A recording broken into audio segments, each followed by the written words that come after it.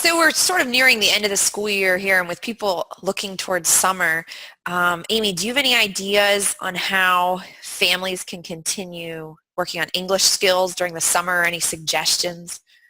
Absolutely. I think the biggest, I guess my favorite suggestion is to read. Read stuff you love because believe it or not, and I know students are usually shocked when an English teacher tells them this, but I think fiction, well, I'm a novelist, so I think fiction is pretty powerful. But I always engage students to read what they love and to talk about what they learn.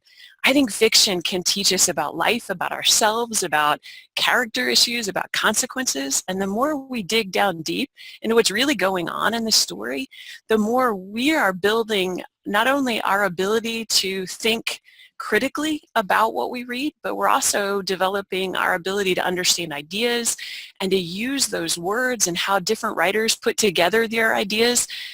All of that is, I wouldn't say it's passive learning, but students don't always realize just how much they're learning by reading and discussing what they're reading.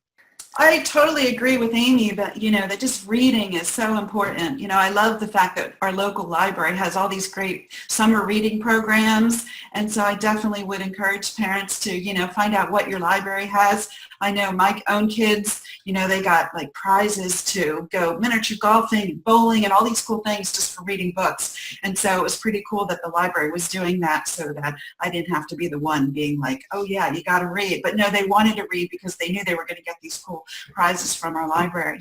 So I'm a big lover of classics, not always, the original classic, but maybe a children's version of a classic. So even in my English classes, I give students extra credit if they read a classic over the summer.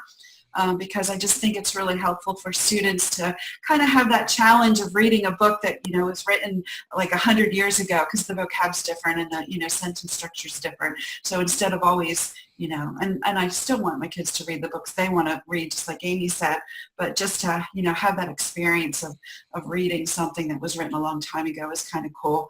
And then for our family, whenever we went on trips, we always listened to books in the car. So I remember, as a family, even before the movie Les Mis came out, listening to an audio version of Les Mis. Now, my kids will probably never, ever, even now, they probably won't actually read the original version of Les Mis, but listening to it, as a story was just really cool. And I'm sure they have, memories of us talking about, the stories that we were listening to in the car on we've taken a lot of road trips where we've been, in the car for 12 hours or more, 18 hours. So just listening has been really fun.